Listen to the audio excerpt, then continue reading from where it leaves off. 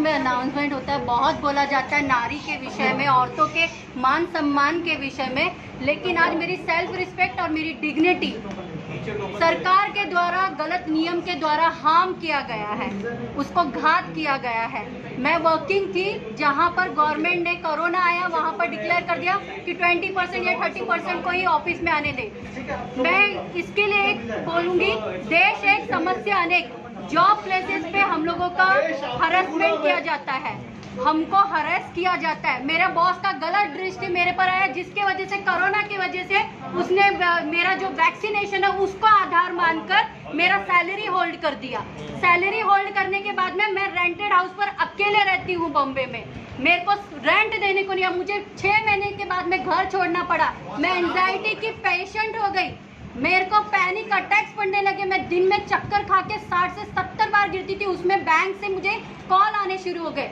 मेरा 1 ही महीने का लेट पेमेंट हो रहा था, वो लेट पेमेंट के चलते उसने मुझे प्रोसिक्यूशन बोल दिया, मुझे इतने सारे आरोप लगा दिए। मेरे स्वर्गीय पिताजी है वो एक सोशल वर्कर रह चुके हैं, उनको उसने मेरा दलाल बना दिया।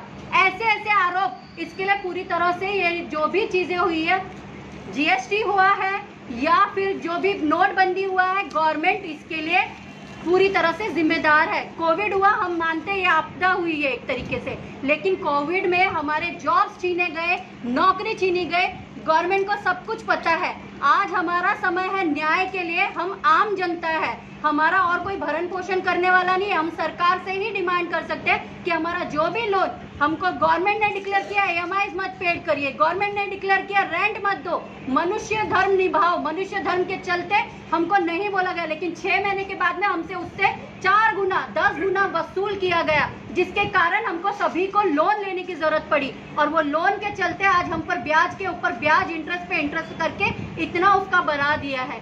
तो मेरा एक ही रिक्वेस्ट है, मेरे ऊपर जो भी लोन है, मेरा सेल्फ रिस्पेक्ट और डिग्निटी मेंटेन करने का काम, मैं भारत की लड़की हूँ, भारत की बेटी हूँ, उसके लिए मेरी जितनी भी बहनें हैं, जितनी भी हमारे भाइयों की पत्नियां, उनको अधिकार है कि हमारे मान सम्मान को बचाया जाए। क्योंकि ये जो थर्ड पार्टी एम्प्लॉइज होते हैं, घर पर आकर हमारी पत्नियों के सामने, हमारे भाइयों की, हमारी बहनों का अपमान करते हैं, जबकि वो भी खुद एक स्त्री है, लेकिन वो स्त्रियों के मान सम्मान को घात करती है, फोन पे अब्यूजिंग लैंग्वेज बोलती है।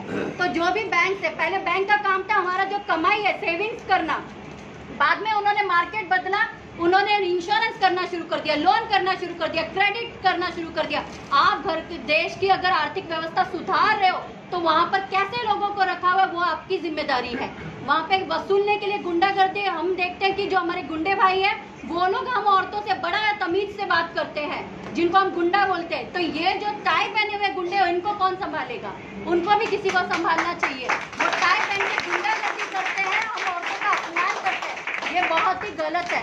इसके विषय में बहुत से ऐसे विषय, प्राइवेट सेक्टर में जॉब पर जाते हैं, वहाँ पे बहुत सारी चीजें होती है, बहुत सारी गंदगी मैलता वहाँ पर होती है, कोई नहीं उसके लिए आवाज उठाता। मैं सैनोर सर से एक ही बात कहूंगी, बहुत से, जैसे मैंने कहा, देश एक है लेकिन समस्याएं भरपूर है, अनेक समस्या है। बहनों के विषय में, जैसे यहाँ पे संसद में भी बोला जाता है, उनके अधिकार के विषय में उस पर ज्यादा जोर दिया जाए। जो भी बहनें हैं, जैसे बहन ने बताया वो विधवा हो चुकी है, उनके पति का देहांत हो चुका है, किस तरीके से सफर कर रही है बच्चों के साथ में।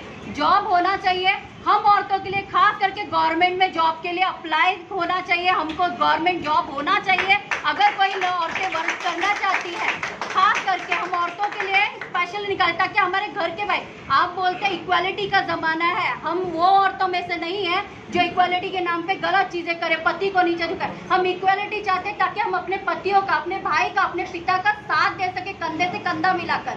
हम भी एक कमाऊ औरत बनना चाहते हैं, लेकिन गवर्नमेंट को हमारी सुधि लेनी होगी। हम राजा से ही दरख्वास्त कर सकते हैं प्रजा होने के नाते, अगर वो नहीं करेगा तो हमारा मान सम्मान कौन बचाएगा? मेरे डैडी नहीं है, लेकिन आज मैं सरकार को बोलती हूँ वो मेरा पिता होने का फर्ज निभाए। मेरा जो आत्म सम्मान घात किया गया है, मेरा जो सेल्फ रिस्पेक्ट डैमेज किया गया है, वो मुझे लौटाने की जिम्मेदारी सरकार की है।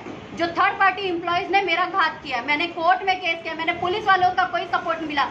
पुलिस वाला मुझे अपनी डिग्री दिखाने लगा कि वो गोल्ड मेडलिस्ट है। 1 हफ्ते के अंदर, 10 दिन के अंदर ही पुलिस में से 4-5 ऑफिसर चेंज हो गए, छुट्टियों पर जाने लगे, क्योंकि मैंने टेक्निकल लैंग्वेज में उनको बात करी। पहले मैं बहन छोटा होके मैं गई हूँ, बाद में मैंने टेक्निकल बात करी तो उनको पता चल गया पढ़ी लिखी है, जानकारी रखती है। तो फटाफट उनकी पोस्टिंग चेंज करने लगे। ऐसा नहीं होना चाहिए। पुलिस को भी आगाह किया जाए, स्पेशल उस चीज के लिए बताया जाए, उनको नोटिस दिया जाए कि अगर कोई लोन से यानी कि कोई लोन से पीड़ित लोग आते हैं तो उनको आपको हेल्प करनी ही होगी। तो ये मैं आपको सर को भी दरख्वास्त करूंगी कि उनको भी ये जो कमिश्नर है, हायर अथॉरिटी है, हमारी गवर्नमेंट है, उनको ये सारी चीजें बताई जाए।